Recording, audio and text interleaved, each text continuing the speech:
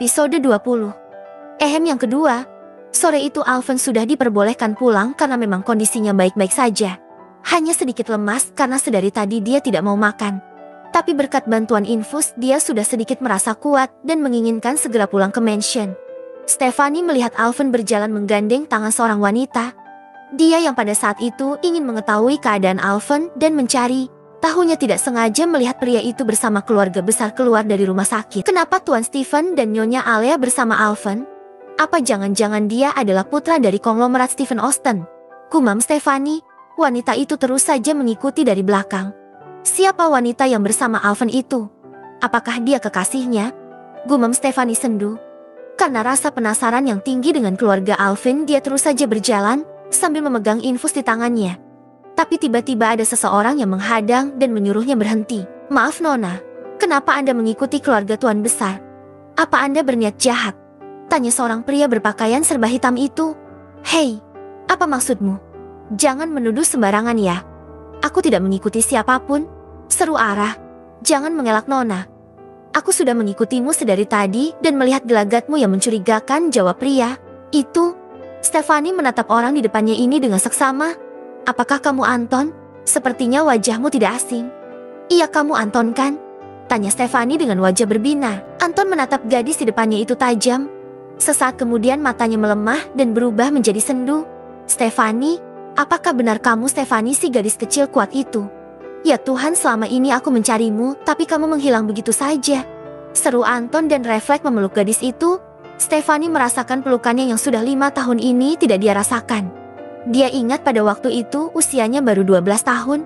Stephanie baru saja pindah rumah bersama papanya. Saat dia berjalan keluar rumah, ada seorang pemuda tampan yang sedang kesulitan menghidupkan mesin motornya. Gadis kecil itu menghimpirinya.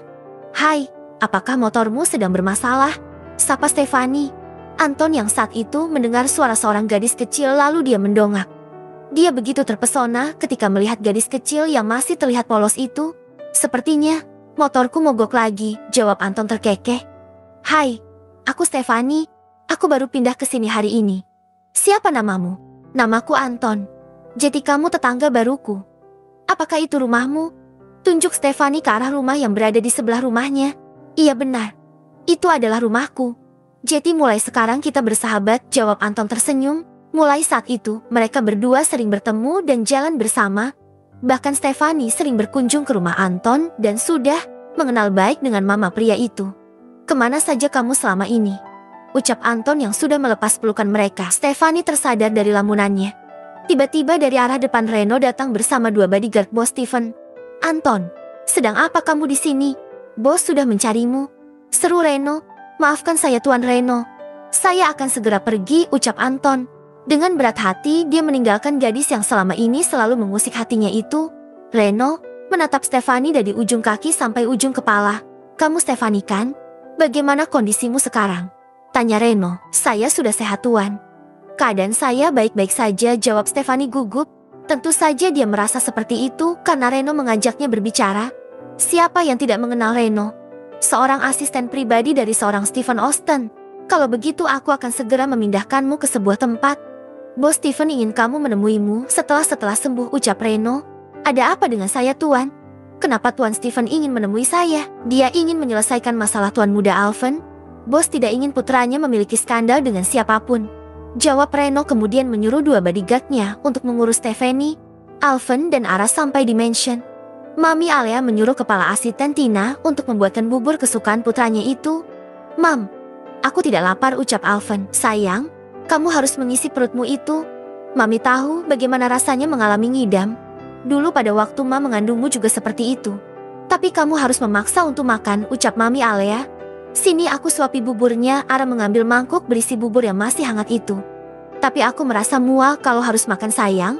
Kalau kamu tidak mau makan, aku juga tidak akan makan.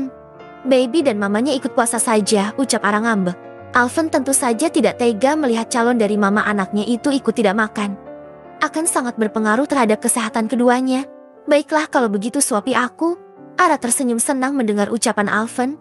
Kemudian dia menyendokkan bubur itu dan meniupnya sebentar. Kemudian perlahan Ara menyuapi sang kekasih dengan pelan-pelan. Kalau Kamu yang menyuapi rasanya tidak mual lagi sayang, ucap Alven. Kalau begitu mulai sekarang aku akan menyuapimu saat makan, jawab Ara. Mam Alea melihat pemandangan di depannya itu dengan haru.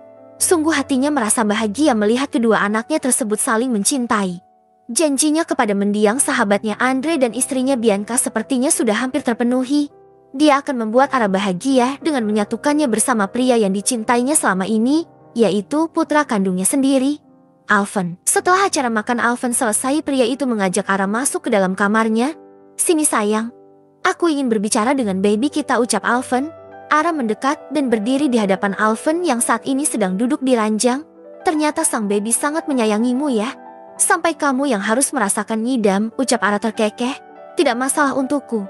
Berarti kita berdua punya ikatan yang kuat, jawab Alven. Kemudian pria itu menyingkap baju atasan Stella dan mencium perutnya yang masih terlihat datar. Usia kandungannya baru berumur 7 minggu. Ara merasakan geli saat Alven mencium perutnya berkali-kali. Hai baby, sedang apa di dalam perut mama? Apakah kamu sedang bermain-main? Alven berbicara dengan calon babynya itu. Tidak Dad. Baby sepertinya sedang tidur, Ara menjawabnya. Alven menarik Ara ke dalam pangkuannya. Tentu saja membuat Ara sedikit terpekit karena terkejut.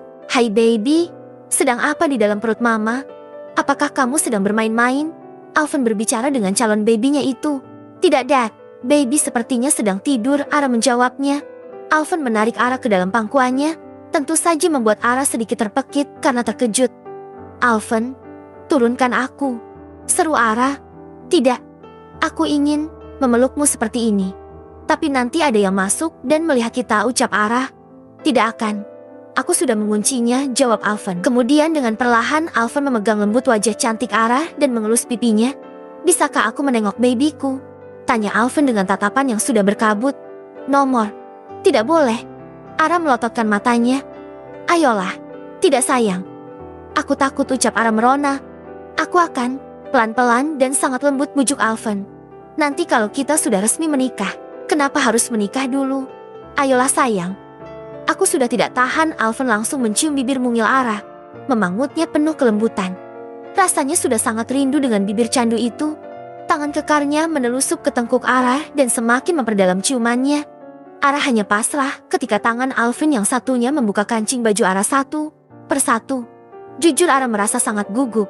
Karena ini kedua kalinya mereka akan melakukan hal itu. Alven sudah tidak tahan. Akhirnya dia membaringkan tubuh Ara di atas ranjang. Jangan khawatir sayang. Aku akan sangat berhati-hati melakukannya, bisik Alven di telinga Ara. Gadis itu hanya mengangguk. Akhirnya mereka melakukan hubungan intim itu lagi dengan kesadaran penuh tanpa obat perangsang seperti saat pertama kali mereka melakukannya.